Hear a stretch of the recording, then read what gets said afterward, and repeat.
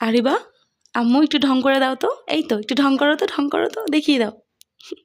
Hello viewers, আসসালামু আলাইকুম, welcome back to my channel. তো আবারও নতুন একটি ভিডিও নিয়ে চলে এসেছি। ও কি যে দুষ্টুমি করবে দেখতে পারবেন। ও সারাক্ষণ খেলে, একটু কান্নাকাটি করে না, মাঝে মধ্যে আবার একটু নাচেও, দেখতে পাচ্ছেন। সবাই ওর জন্য দোয়া করবেন। ও খুবই চঞ্চল, সারাক্ষণ একা একা খেলবে, নাচবে, হেঁটে বেড়াবে, এইসব করতে করতে সময় কেটে যায় ওর সাথে। ওর বাবা ওকে এখন 7 আপ খাইয়ে দিবে। কি যে একটা অবস্থা করবে।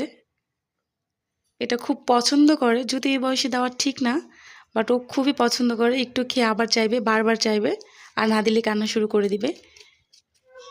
কার বাচ্চার 7 আপ খাওয়ার জন্য এমন করে অবশ্যই কমেন্ট বক্সে লিখে দিবেন। বাবা কি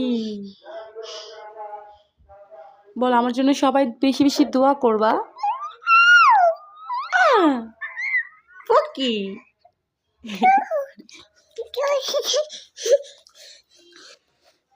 তো আর এবার এরকম অনেক ভিডিও আছে, আমি এগুলো সব ভিডিও আপনাদের সাথে শেয়ার করব। যাদের ভালো লাগে দেখবেন, যাদের ভালো না লাগে দেখবেন না।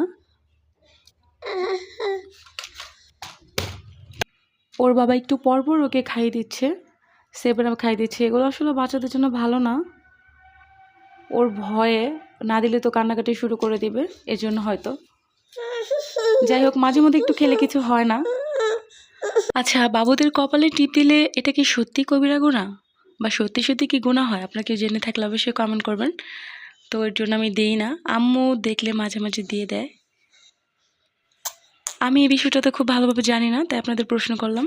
কি জেনে থাকলে আমাকে জানাবেন। আর এবার ভিডিও সবাই বেশি বেশি দেখবেন, লাইক করবেন, কমেন্ট করবেন, সাবস্ক্রাইব করবেন। ও শক্ত একদম কিছু খেতে পারে না, ভাত খেতে পারে না এখন পর্যন্ত। নরম জাতীয় খাবার খায়, শক্ত ভাত একদমই খেতে পারে না। সো সব কিছু আমি নরম করে ওকে দেই।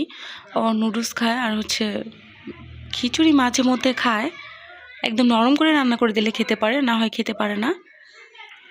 আজকের মতো এখানেই বিদায় নিচ্ছি দর্শক। আবার নতুন কোনো ভিডিও নিয়ে দেখা হবে।